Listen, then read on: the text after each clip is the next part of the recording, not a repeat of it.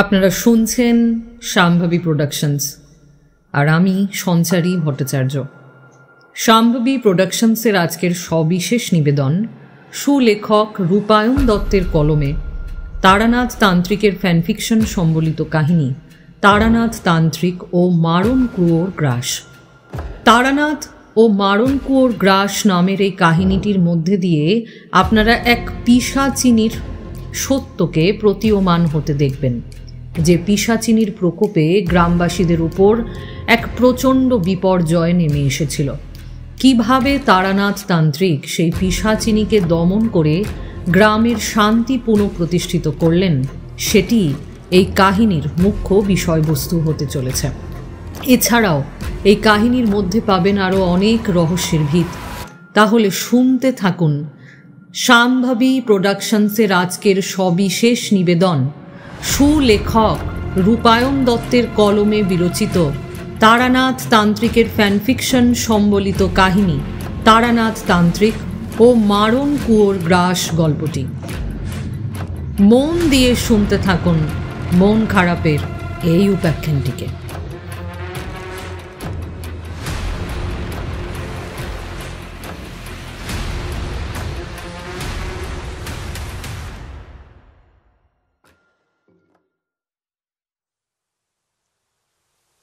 মা, আমি সবার সাথে খেলতে যাচ্ছি। তাড়াতাড়ি আসিস মা, আর ওইদিকে যাস না একদম। কি মজা কি মজা, চল চল চল খেলি। এই বিনা, তুই ওইদিকে কোথায় যাচ্ছিস রে? ওইদিকে তো যাওয়া বারণ। দূর, কিচ্ছু হবে না, চল তো। আমি আমি যাব না বাবা, তোরা সবাই একটা ভীতু।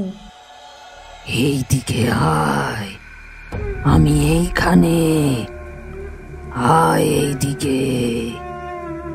কে কে ওইখানে?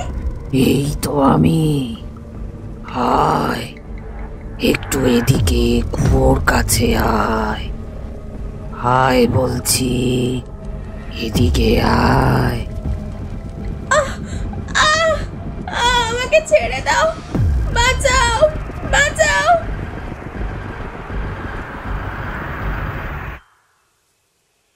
বিভূতি, আর কতক্ষণ? সময় তো হয়ে গেছে। বাড়ি যাবে না ভাইয়া? হ্যাঁ, আরে যাবো তো।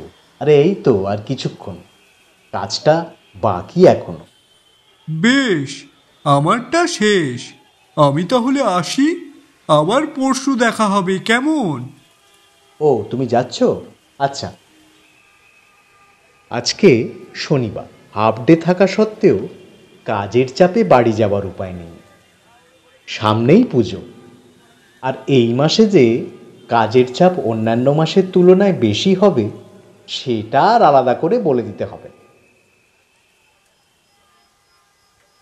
কাজ সেরে বাড়ি যেতে যেতে প্রায় সন্ধ্যাই হয়ে গেল। বাড়ি গিয়ে একটু বসতেই, কি গো, তোমাকে বড় ক্লান্ত দেখাচ্ছে। এ নাও নাও, জলটা ধরো। আর কি, কাজের চাপে যে একটু নিঃশ্বাস নেব, সেটার সুযোগই পাচ্ছি না। তা হ্যাঁ গো, কিশোরী আসেনি আজকে? হ্যাঁ, এসেছিল তো। আমি বললাম তুমি এখনো ফেরোনি, তাই বলল বেশ, আমি কালকে আসবো। কালকে তাহলে যাওয়া যাবে। চারিও এসেছে। ও মা, চারি এসেছে? অনেকদিন দেখিনি মেয়েটাকে গো, অনেকদিন দেখিনি। ও আচ্ছা শোনো, বলছি মনে করে কিছু নিয়ে যেও মেয়েটার জন্য। তোমাদের তো কাণ্ডজ্ঞান বলে কিছুই নেই, ভুলে যেও না যেন। হ্যাঁ, তুমি ঠিকই বলেছ। ও, তুমি কিছু চিন্তা করো না। এর পরদিন সন্ধ্যা হতেই ঠিক সময় মতন কিশোরী এসে হাজির। কই হে বিভূতি, কই গেলে সবাই? আরে কিশোরী যে, এসো এসো, তোমার কথাই ভাবছিলাম। কালকে তো আর যাওয়া হলো না, তা কখন বাড়ি ফিরলে? আর বলো না, যাচ্ছে তাই ব্যাপার ভাই, যাচ্ছে তাই ব্যাপার। হাফ ডেতেও সন্ধ্যায় ফিরতে হলো। তা চলো যাওয়া যাক আজকে। এই বলে আমি আর কিশোরী চললুম মটলেনের উদ্দেশ্যে। যাওয়ার পথে রীতিমতো কিশোরী একটা দোকান থেকে তেলে ভাজা নিয়ে নিল। তারপর পৌঁছে বাড়ির সামনে যেতেই আমি দরজায় বার দুয়েক ঠক ঠক শব্দ করলাম, কিন্তু বেশিক্ষণ আজকে আর অপেক্ষা করতে হলো না। দরজা খুলতেই দেখলাম চারিকে। আরে কাকা বাবু, আসুন আসুন, কালকে এলেন না যে? বাবা তো আপনাদের কথাই বলছিলেন। কালকে তোমার কাকা বাবুর একটু চাপ ছিল, ও বাড়ি না থাকায় আমারও আর আশা হলো না। এরপর ঘরের ভিতরে ঢুকে আমি চারিমাকে আমার স্ত্রীর দেওয়া ছোট্ট উপহারটা দিলাম। ও মা, এই লেসের নকশাটা খুব সুন্দর। কাকিমণিকে বলবেন আমার খুব পছন্দ হয়েছে। তা এতদিনে বুড়ো মানুষটার কথা মনে পড়লো তোমাদের? কি হে কিশোরী?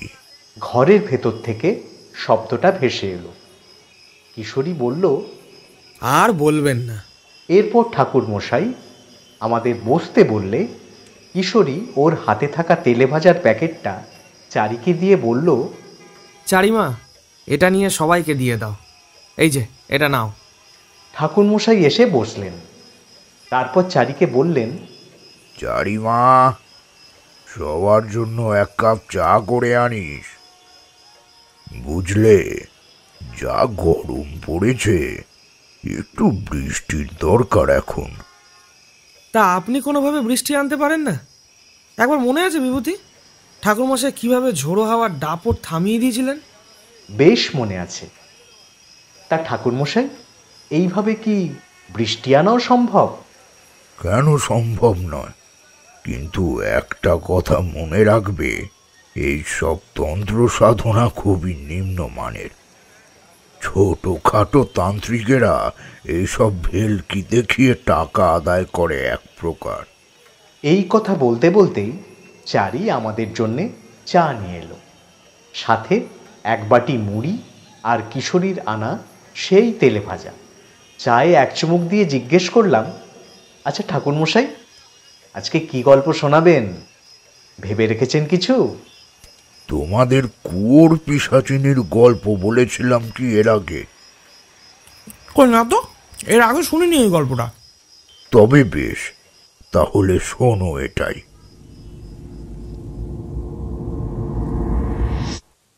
তখন চারি সবে হয়েছে, খুব ছোট। বলতে পারো সংসারের প্রতি অল্প অল্প করে মায়া জন্মাতে থাকে। হঠাৎ কি খেয়াল হলো, ভাবলাম আর নয়, এবার তন্ত্র সাধনায় আবার ফিরে যেতে হবে।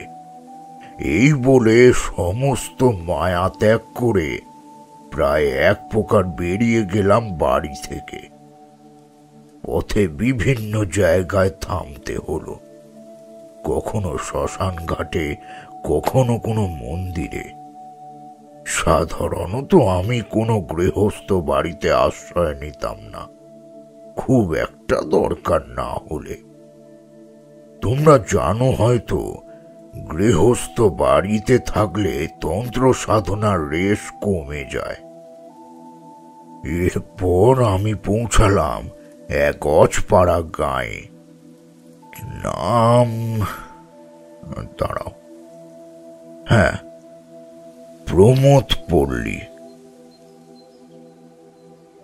সেখান দিয়ে যাচ্ছিলাম, হঠাৎ আমাকে দেখতে পেয়ে বছর 40-45 একজন মহিলা বললেন, আচ্ছা, আপনি কি সেই তন্ত্র সাধনা করা খ্যাতনামা তারানাথ তান্ত্রিক? খ্যাতনামা নয়, কিন্তু হ্যাঁ, আমি হচ্ছি তারানাথ তান্ত্রিক। নমস্কার ঠাকুর মশাই, আমি হলাম মনীষা, এই গাঁয়েই থাকি। আসলে কি হয়েছে আপনার? কিছু কি বলবেন? আসলে ঠাকুর মশাই, এই গাঁয়ের পরিস্থিতি একদম ভালো নয়। কেন, কি হয়েছে? মাঝে মধ্যেই এখানকার মানুষ রাত্রিবেলায় বাড়ির বাইরে গিয়ে নিখোঁজ হয়ে যায়। সবাই বলে এই গাঁয়ের শেষ প্রান্তে যে বাড়ি রয়েছে, সেই কুয়োতে নাকি এক পিশাচিনী থাকে। কুয়োতে? এইরকম ঘটনা এর আগে আমি শুনিনি। ব্যাপারটা বেশ অবাক করলো আমাকে। ঠিক কি ঘটে চলেছে এই গায়ে সেটা আন্দাজ করতে পারছিলাম না। আমি বললাম, দেখুন মা, এইভাবে কিছু বলতে পারছি না আমি। আমাকে একবার দেখতে হবে বিষয়টি। বেশ তো, আপনি আমাদের বাড়ি চলুন। এই বিষয়টা থেকে আপনি আমাদের নিষ্কৃতি দিতে পারেন। আমরা এই গ্রামবাসীরা আপনার কাছে চিরজীবন ঋণী থাকব। তোমাদের বাড়ি? বেশ, কোনো অসুবিধা নেই আমার। আমাকে থামিয়ে মনীষা দেবী বললেন, না না, আপনি চলুন। আপনার সেবা করতে পেরে আমাদেরও পুণ্য লাভ হবে। এরপর আমি তার বাড়ি যাই। বেশ সচ্ছল পরিবার তাদের। তা বাড়িখান দেখেই বুঝলাম। তার বাড়ি যেতেই তার স্বামী বেশ চিন্তিত হয়ে এগিয়ে এলেন। জানো, আজকেও আরেকজন নিখোঁজ হয়ে গেছে। ইনি কে? ঠাকুরমশাই, ইনি আমার স্বামী। নমস্কার, আমি দুলাল চৌধুরী। এরপর আমার সম্পর্কে পুরো বিষয়টা শুনে দুলাল বাবু বললেন, এই গাঁয়ের অবস্থা একদম ভালো নয় ঠাকুর মশাই। এই তো আজকেও একজন নিখোঁজ। সন্ধ্যা নাগাদ নাকি সেই পিশাচিনীর হাসির শব্দ অনেকেই শুনতে পারে। তখন আর বুঝতে অসুবিধা হলো না। আচ্ছা দুলাল বাবু, বিষয়টা একটু খুলে বলবেন? ঠিক কি ঘটেছে এখানে? নিশ্চয়ই ঠাকুর মশাই, আপনি আগে কিছু মুখে দিন, তারপর আপনাকে সব বলছি। এরপর আমি খাওয়া দাওয়া সেরে ঘরে একটু বিশ্রাম করছি। এমন সময় দুলাল বাবু এলেন।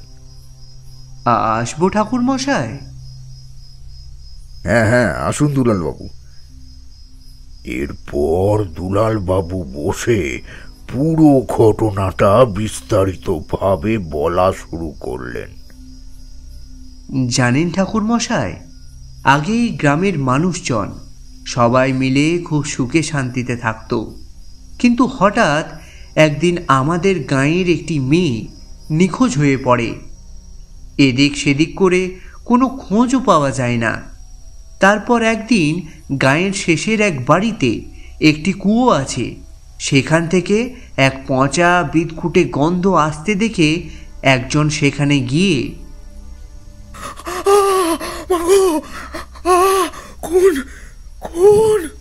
কি দেখলো সেখানে? একটি মেয়ের পচা গলা মৃতদেহ, কিন্তু হাত পা কেউ যেন ছিঁড়ে নিচ্ছে। তারপর কুয়োর মধ্যে দিয়ে চলে গেল সেই শরীরটা। বিষয়টা একদমই সাধারণ নয়। আচ্ছা, ওই কুয়োটা যে আছে সেই বাড়িটা কার? ওই বাড়িতে কেউ থাকে না। শুনেছিলাম নাকি ওই বাড়িতে এক দম্পতি থাকতেন। একদিন নাকি সেই বাড়ির বউ কুয়োয় ঝাঁপ দিয়ে আত্মহত্যা করেন। কিন্তু কি? অদ্ভুতভাবে 3 দিন পর সেই বাড়ির লোকটিও কুয়োতে ঝাঁপ দেন। গ্রামবাসীরা ভেবেছিল মদ্যপ অবস্থায় হয়তো সেই লোক পড়ে যায় কুয়োয়। কিন্তু এরপর 1টা থেকে 2টো থেকে 3টে, এইভাবেই মানুষ মারা যেতে থাকে। যে যাবে ওই কুয়োর কাছে সে আর বেঁচে ফেরে না। তারপর থেকে সেই বাড়িতে কেউ থাকে না?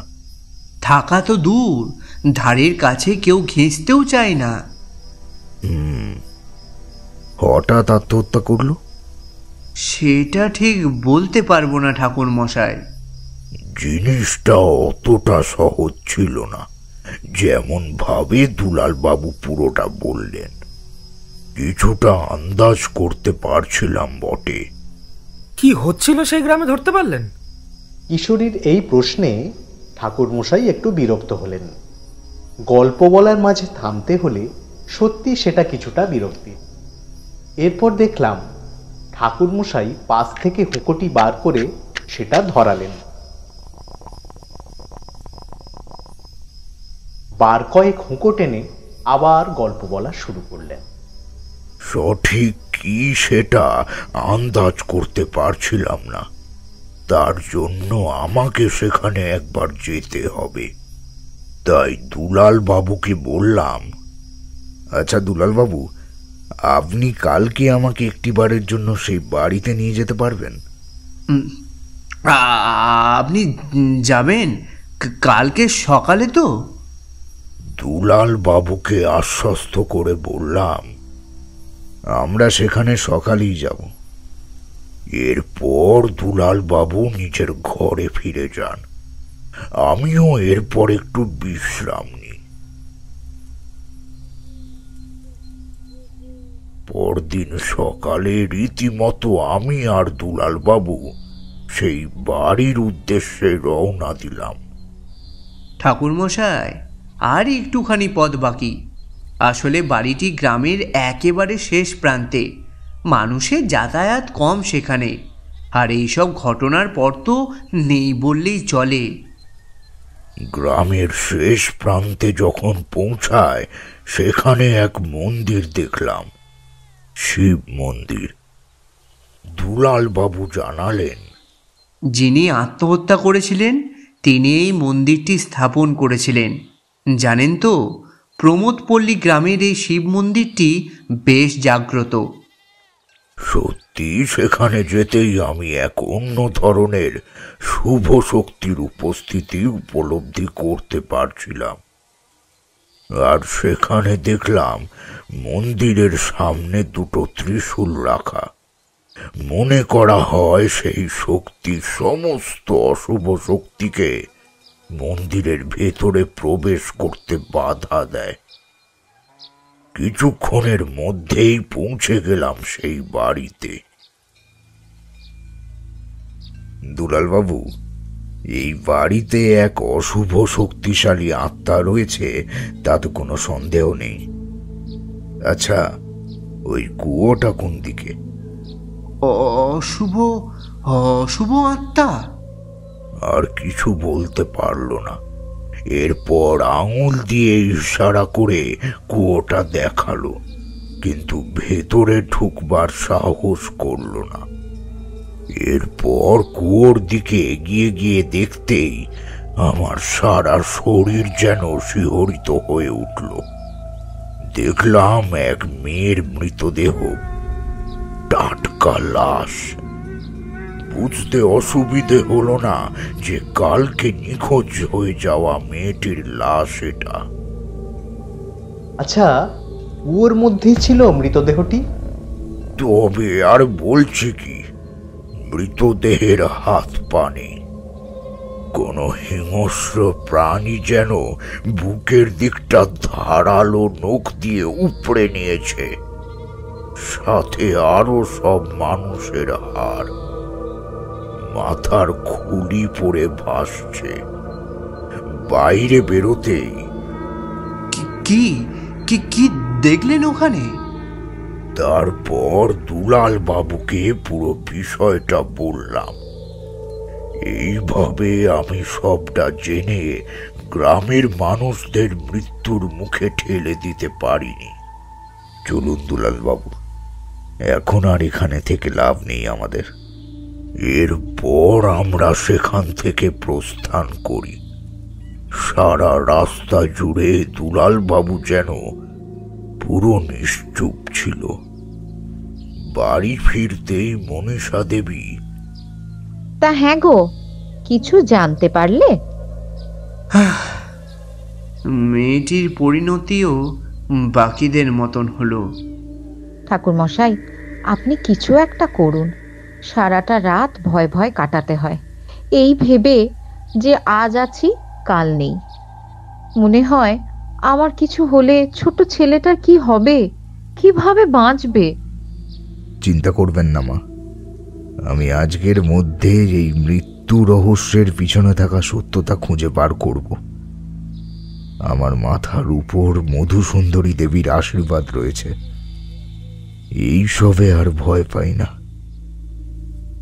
এরপর আমি ঠিক করি মাঝরাতে একাই যাব আমি।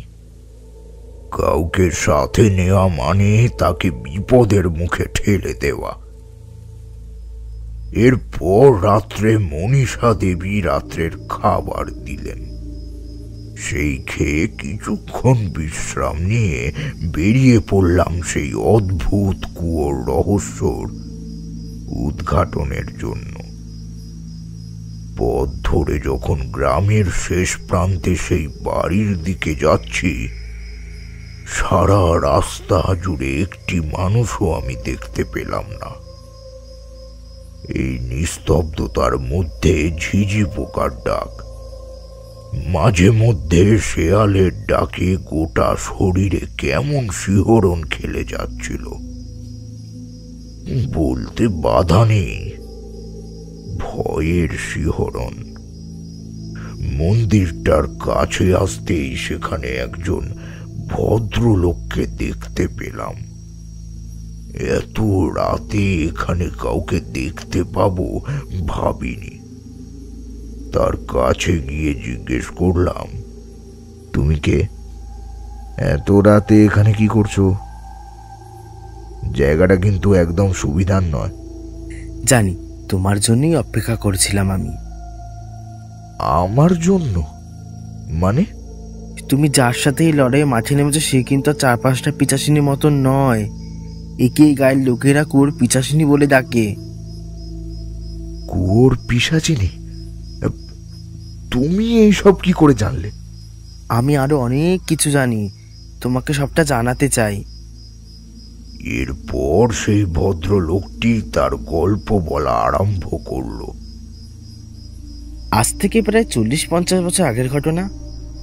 এই বাড়িতে বিয়ে হয়েছে বছর 10-এর উমার থেকে স্বামীর বয়সের পার্থক্য অনেক থাকায় স্বামীর কাছ থেকে কোনোদিনও ভালোবাসা পায়নি উমা সেই ছোট্ট বয়সের মনের কথা ও স্বামী বুঝতে পারতো না, সবকিছুকে বাড়াবাড়ি হিসেবে দেখত। উমার প্রতি এরকম ব্যবহার যেন উমার মনটাকে একটু একটু করে বিষিয়ে যেতে থাকে। কি গো, আজকে একটু যাত্রা দেখাতে নিয়ে যাবে গো?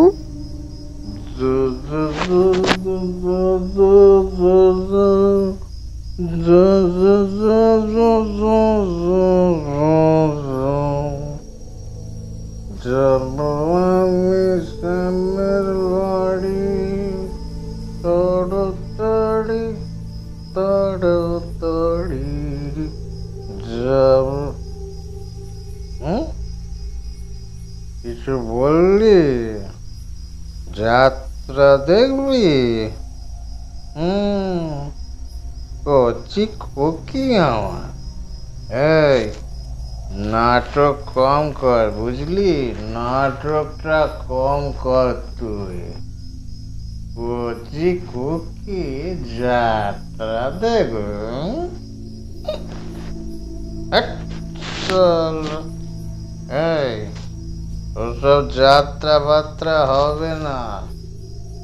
তুইও যাবি না, আমিও যাব না। আমি এখন যাব শ্যাম প্রকাশদের বাড়ি, বুঝলি? ওখানে মদের আসর বসেছে, আজ মদের আসর।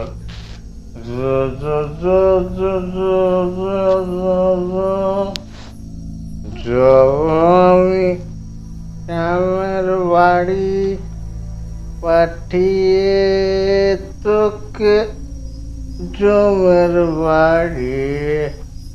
তারপর কি হলো উমার? সম্পর্কে যেন চির ধরতে থাকে। কিছু তো নিয়ে বাঁচতে হবে মেয়েটিকে। উমা ওর স্বামীকে বলে, এই যে মন্দিরটা দেখেছো, এটা প্রতিষ্ঠা করা হয় সেখানে একজন যুবক পুরোহিত নিয়োগ করে উমার স্বামী। উমার সাথে এই মন্দিরে পুরোহিত এক অবৈধ সম্পর্ক তৈরি হয়। বেশ কিছুদিন সেটা সবার চোখের আড়ালে চলতে থাকলো।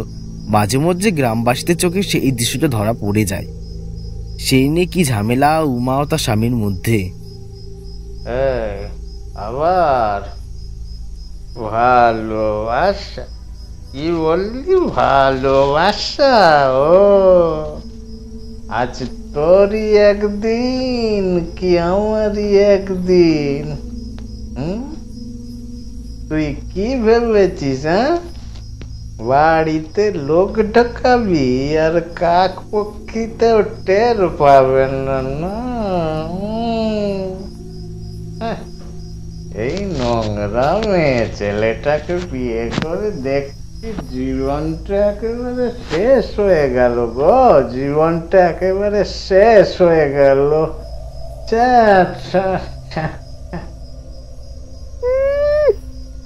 তুমি কি করে বুঝবে? কোনোদিন ভালোবেসেছ আমাকে? সারাদিন তো ওই মদের আসরে পড়ে থাকো, তুমি কি করে বুঝবে? আবার ভালোবাসা? তুই কি বুঝবি রে? তুই আমাকে কোনোদিনও বুঝেছিস যে আমি কি চাই? তাহলে আমি কেন তোকে বুঝতে যাব রে কালি? আজ তোরই একদিন কি আমারই একদিন, তোকে আজকেই শেষ করে দেব। যাত্রা দেখার খুব শখ না? বহুত বার বেড়েছে তোর, তাই না? বহুত বার বেড়েছে। চল চল। এই বলে উমার স্বামী উমার চুলের মুঠি ধরে টানতে টানতে বাইরে নিয়ে আসে। ওরে মারে, ওর লাগছে, আমার লাগছে, আমাকে জানো। ও মা, ও মা, ও মা,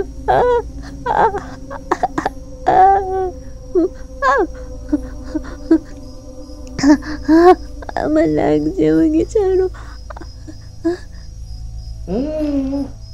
লাগছে ন্যাকামি যত লাগছে আমার। এখন কেন ছেড়ে দেবো রে তোকে? কেন ছেড়ে দেবো? অষ্টি নষ্টি করার সময় মনে ছিল না তোর? মনে ছিল না? চল চল শালি। হঠাৎ ধস্তাধস্তিতে উমা পা পিছলে কুয়োর মধ্যে পড়ে যায়। এরপর কি হলো? কি আর হবে, উমার স্বামী তো ভাবলেন আপদ বিদেয় হলো, গ্রামবাসীদের জানানো হলো। আর বলবেন না, একদম বাজে মেয়ে ছিল গো, বাজে মেয়ে ছিল। মন্দিরের পুরোহিতের সাথে অবৈধ সম্পর্কের কথা জানতে পেরে যায়, তারপর থেকেই অশান্তি করতে থাকে। কালকে দেখি এইরকম করেছে। গ্রামের মানুষ খুব সহজেই পুরো ঘটনাটা বিশ্বাস করে নেয়। এই নিয়ে আর বেশি জলগোলা হলো না। উমার স্বামী ভাবলো সে হয়তো মিথ্যের আশ্রয় নিয়ে বেঁচে গেল, কিন্তু আসলে কাহিনী তো শুরু হলো এরপর। 3 দিনের মাথায় উমার স্বামী গলা অবধি মদ খেয়ে বাড়ি ফিরছে। হঠাৎ ঘরের বাইরে একটি কণ্ঠস্বর ভেসে এলো। এইদিকে আয়। কি রে, এইদিকে আয়। কে যেন ডাকছে না?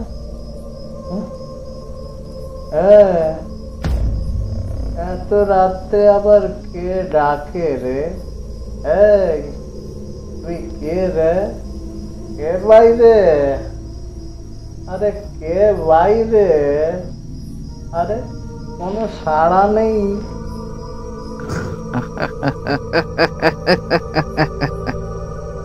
চিনতে পারছিস না?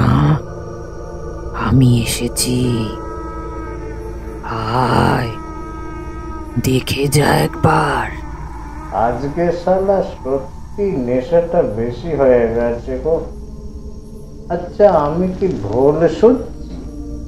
কে বাইরে? কে? এরপর দরজা খুলে উমার স্বামী বাইরে যান। বুঝতে পারেন কুয়োর দিকটা থেকে সেই ভুতুরে ক্ষীণ শব্দটা ভেসে আসছে। ঠিক কি হচ্ছে সেটা জানার জন্য আস্তে আস্তে এগোতে লাগলো। হঠাৎ যেন, কি রে, আমাকে মেরে সুখে থাকবি ভাবছিলিস? আমাকে বাঁচতে দিসনি, তোদের কাউকে বাঁচতে দেব না আমি, কাউকে না।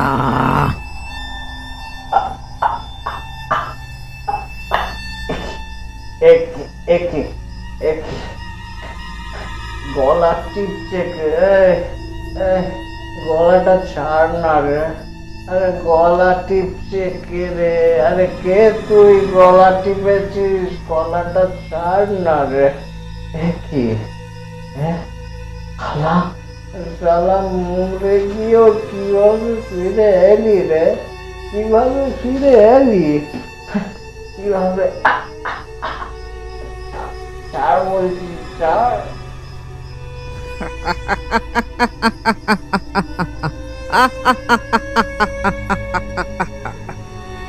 তোদের মারতে আমাকে তো আসতেই হতো। কিছুক্ষণের মধ্যেই উমার স্বামীর দম বন্ধ হয়ে যেতে লাগলো। নিজেকে ছাড়াবার বৃথা চেষ্টা করেও যেন আর পারার শক্তি ছিল না। কাচ্চাতে নিশ্চুপ হয়ে পড়ল। এরপর সেই পিচাসিনোর লাশটাকে ছুঁড়ে ফেলে দিল কুয়োর মধ্যে। তারপর আর কি, রাত বিরেতে কেউ সেখান দিয়ে গেলে মায়াবে সেই কণ্ঠস্বর দিয়ে কুয়োর কাছে ডেকে নিয়ে যায় পিচাসিনীটা। তারপর কাছে গেলেই সব শেষ। এরপর তো একে একে কতজন মারা গেছে তার ইয়ত্তা নেই। যাকে পাবো তাকেই খাবো, কাউকে বাঁচতে দেব না, কাউকে না।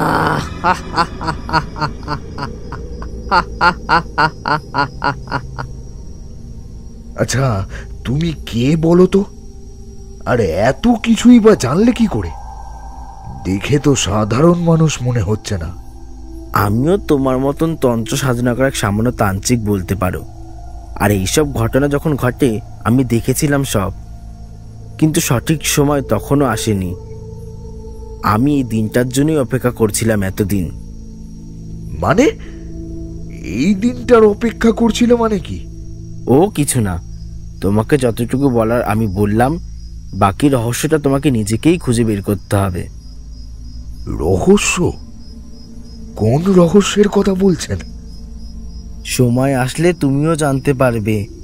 আচ্ছা, একটা কথা বলার ছিল। এরপর সেই ভদ্রলোকটি কি করতে গেল বুঝতে পারলাম না। দেখলাম মন্দিরের বাইরে থাকা সেই ত্রিশূল দুটির একটি নিয়ে তার মধ্যে ধারালো ফলাটা ভেঙে কিছু একটা মন্ত্র বিড়বিড় করে পড়তে থাকলো। এরপর সেটা নিয়ে আমার কাছে এসে বলল, এটা তোমার কাছে রেখে দাও, বিপদে কাজে আসতে পারে। আমি অত কিছু না ভেবে সেটি নিয়ে আমার কাছে রেখে দিলাম। এরপর তাকে আর একটা প্রশ্ন করতে যাব এমন সময় সে অদৃশ্য হয়ে গেল। এ কি, আপনি কোথায় গেলেন? কেউ আছেন এখানে?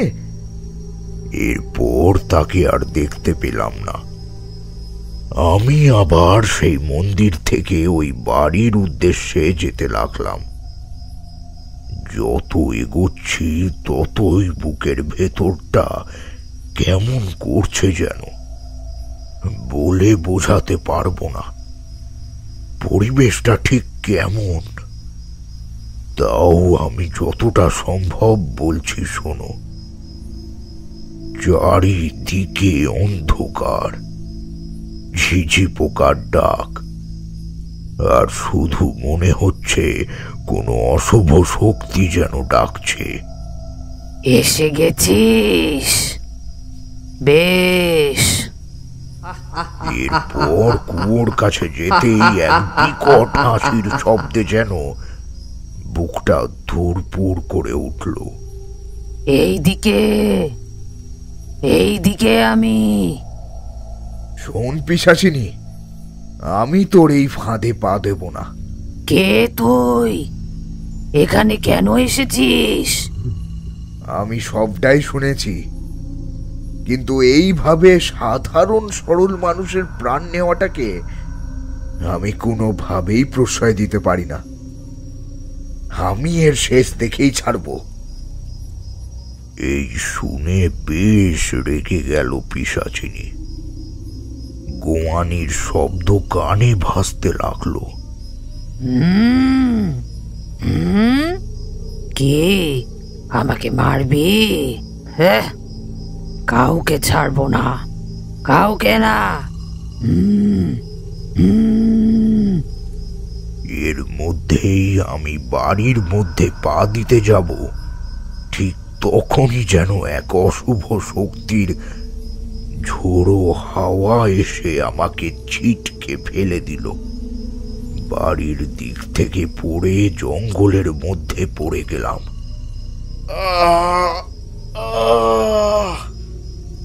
এত বড় স্পর্ধা!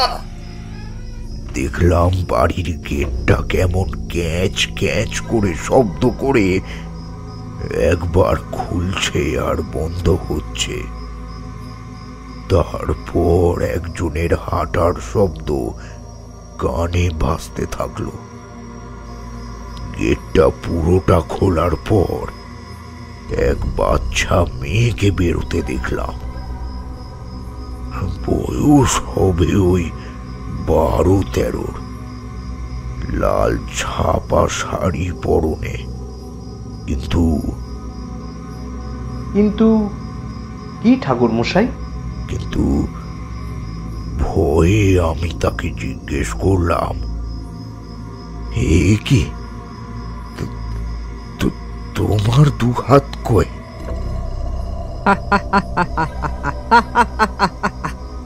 তুই পুরো ঘটনাটা জানিসই না? বুঝতে অসুবিধা হলো না, এ সেই উমা। কিন্তু ওর 2 হাত নেই কেন সেটা বুঝলাম না। এরপর এক বিকট আর্তনাদের সাথে এক ব্যাকুল হাসি, গোটা শরীরে শিহরণ খেলে গেল। সেই দিন আমার স্বামী আর আমার ধস্তাধস্তিতে আমার মৃত্যু হয়নি। তবে তবে সে যে বলল, আমাকে যখন চুলের মুঠি ধরে বাইরে নিয়ে যায়, ও মা গো মরে গেলাম গো।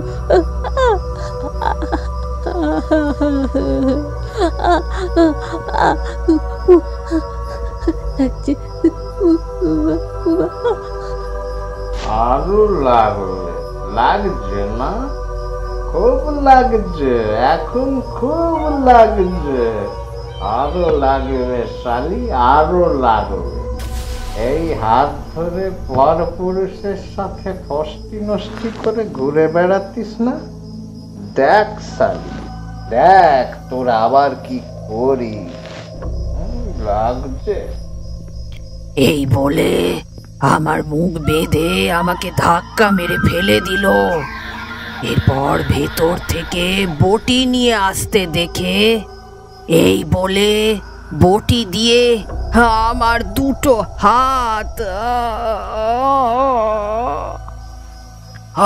মরা প্রায় তখন আমি। এই অবস্থায় কি করবে সেটা ভাবতে না পেরে আমার স্বামী, মালটা মরে গেল না? এই শাল, এই কিছু একটা করতে হবে। এরপর ওই শয়তানের নজর পড়ে কুয়োর দিকে। আমাকে কোনো রকমে নিয়ে সেই কুয়োয় ফেললো। তারপর তুমি তোমার স্বামীর সাথে একের পর এক নিরীহ মানুষদের মেরে ফেলতে থাকলে। আমি আর কাউকে মারিনি, আমার অশরীরী আত্মা তো। সম্পূর্ণ কথা শেষ করার আগেই এক পিশাচের হাসির শব্দ শুনতে পাই। শব্দটা কোথা থেকে আসছে সেটা বুঝে উঠবার আগেই হাড় হিম করা সেই হাসিটা যেন আমার দিকে এগিয়ে আসতে থাকলো। সেই দৃশ্য আমি কোনোদিনও ভুলবো না। একটা পিশাচ, যার গলা থেকে মুখটা কিছুটা ঝুলছে, আর 5টা হাত, চোখ ফেটে জল চলে এলো। কি করব বুঝে উঠতে বুঝতে পারছি না। ও মারেনি ওদের, আমি মেরেছি, আমি। ওই উমা যখন আমাকে মারে, আমার অশরীরী শক্তি এত সহজেই সব মেনে নিতে পারেনি। ঠিক করেছিলাম এই কুয়োর আশেপাশে যাকে পাবো তাকেই শেষ করে দেব আমি। এবার তোর পালা, তোর পালা তারানাথ।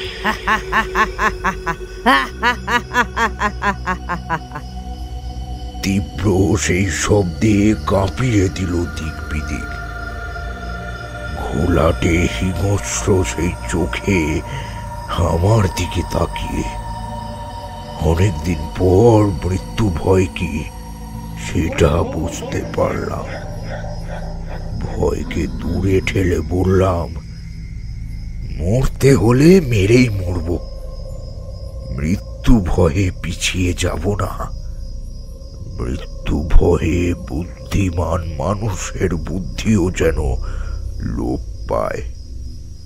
পাশে পড়ে থাকা একটি গাছের ডাল হাতে নিলাম। পিশাচের বিরুদ্ধে এটা কোনো কাজে আসবে কিনা সেটা তখন খেয়াল নেই। স্বভাবতই সেই শক্তির সামনে আমার এই স্পর্ধা দেখে রুষ্ট হলো সেই পিশাচ। বিস্ফোরিত চোখে আমার দিকে তাকিয়ে রয়েছে এক দৃষ্টে।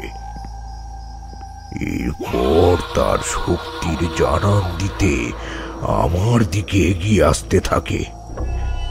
সেই ডাল ছিটকে এদিকে চলে যায়। আমি দূরে গিয়ে পড়লাম মাটিতে। এবার নিজের জীবন ভিক্ষা করা ছাড়া আর উপায় নেই তোর, উপায় নেই।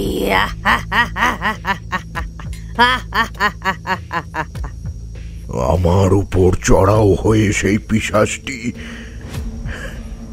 আমার গলার ত্রুটি চেপে মারতে যাচ্ছে।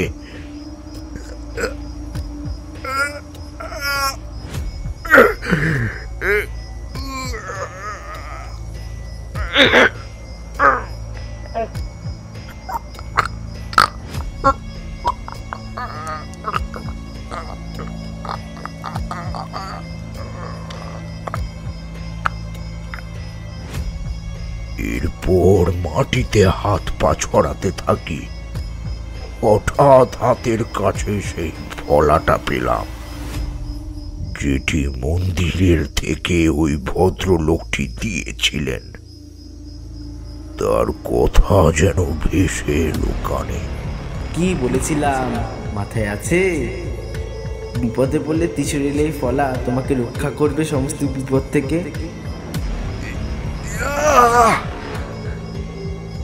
নিজেকে বাঁচানোর আপ্রাণ চেষ্টা করলেও সেই পিশাচের শক্তির সামনে আমি সামান্য এক তান্ত্রিক মাত্র। গলা চেপে ধরে মেরেই ফেলবে। শ্বাস বন্ধ হয়ে আসতে থাকলো। সেই প্রকোপ থেকে আপনি নিজেকে ছাড়ালেন কিভাবে? সেই ফলাটি নিয়ে গুঁজে দিলাম পিশাচের পিঠে।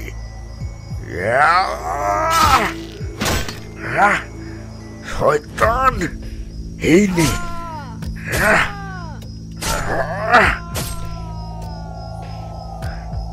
আস্তে আস্তে করে আমার উপর সেই পিশাচের প্রকোপ যেন কমতে থাকে। বুঝতে পারলাম ত্রিশূলের ফলাটা আর যাই হোক সাধারণ কোনো অস্ত্র না। শিব শক্তির আরাধনা করা সেই ত্রিশূল দুটি মন্দিরের বাইরে রাখা, এই জন্যেই যে সেখানে কোনো অশুভ অশরীরী শক্তি যেন নিজের বিস্তার না করতে পারে।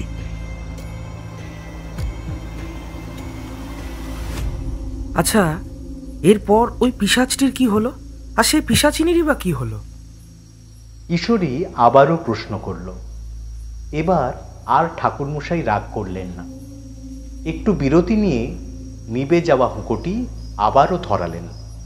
তারপর আর কি, সেই ফলার প্রহারে পিশাচটি এক বিকট কাতরণের শব্দ করতে করতে ধীরে ধীরে নিস্তেজ হয়ে পড়ল। আমার গোটা শরীরের উপর পিশাচটির নিধর দেহ পড়ে রইল।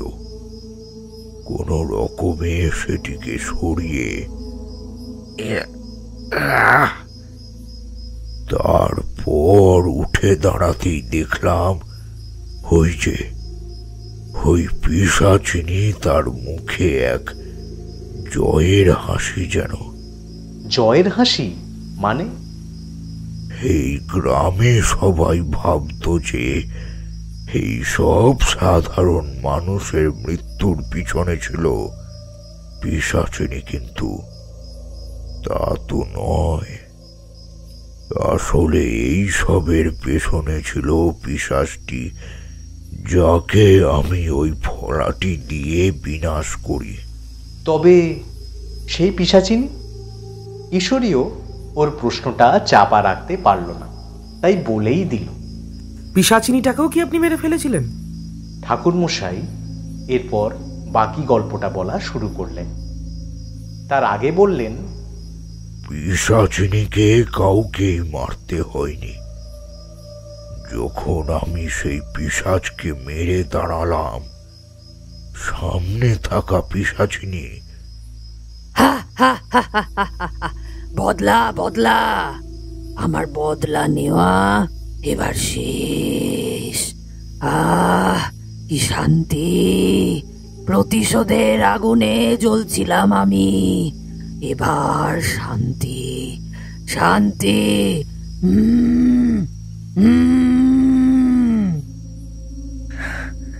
তুমি তো কারো ক্ষতি করনি, তাহলে কে তুমি? ঠিক কি চাও? ওনাকে মেরে ফেলার পর আমিও যখন পিশাচে পরিণত হলাম, সেদিনই ঠিক করেছিলাম এর শেষ না হওয়া পর্যন্ত আমার বদলা পূরণ হবে না। তাই আমিও রয়ে গেলাম এই ভুবনে। কিন্তু আজ আমার বদলা পূরণ হয়েছে। কি শান্তি শান্তি শান্তি শান্তি। ভগবানের কি মায়া! মানুষ মরেও তার প্রতিশোধের কথা ভুলে যায় না। আজ তুমি বাঁচালে হে দেবাদিদেব। ওম নমঃ শিবায়, ওম নমঃ শিবায়। পিশাচিনীটা কেমন যেন হাওয়ায় মিলিয়ে গেল। ভগবানের যে অশেষ মায়ালীলা, তা আমি সেদিন বুঝেছিলাম।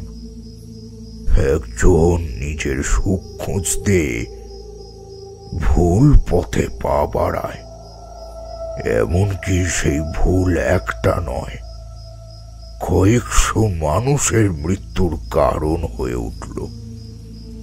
শুধু নিজের পরিবার নয়, সাথে থাকা গোটা গ্রামবাসীদের পরিবার তছনছ করে দেয়। মাঝে মাঝে মনে হতো, হে মহাকাল, হে কেমন লীলা তোমার! কত সাদা সিধে মানুষের প্রাণ কেড়ে নিলে তুমি। পিছন থেকে একটা অলৌকিক কথা কানে ভেসে এলো।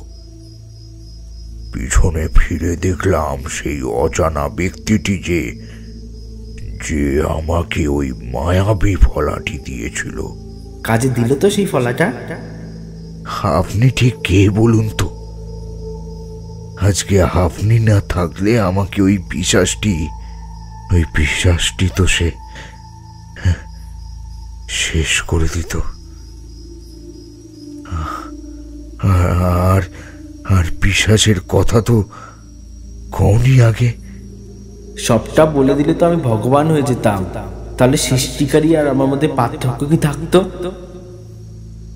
এরপর খুব বেশি কথা হলো না তার সাথে।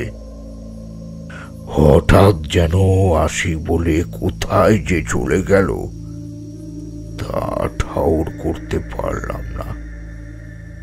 তাই এই ছিল প্রথম পল্লী গ্রামের কুয়োর পিশাচিনীর গল্প। তা কি হে কিশোরী,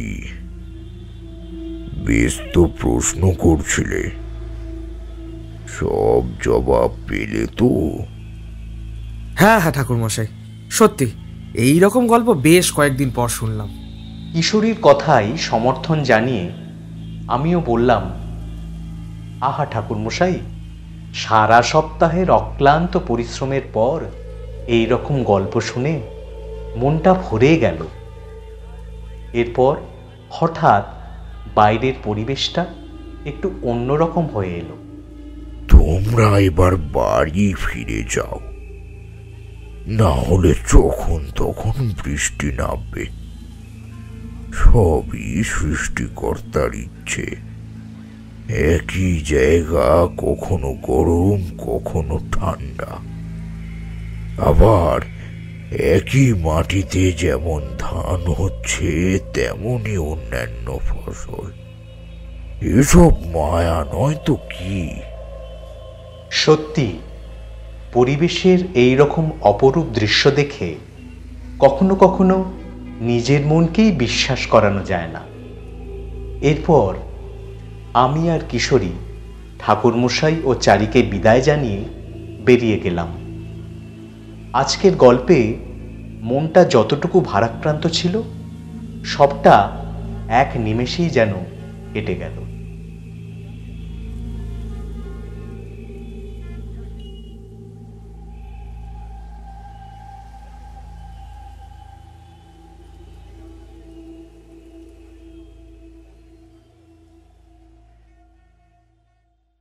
আপনারা এতক্ষণ শুনছিলেন শাম্ভবী প্রোডাকশনসের সবিশেষ নিবেদন, সুলেখক রূপায়ণ দত্তের কলমে বিরচিত তারানাথ তান্ত্রিকের ফ্যানফিকশন সম্বলিত কাহিনী তারানাথ তান্ত্রিক ও মারণ কুয়োর গ্রাস গল্পটি।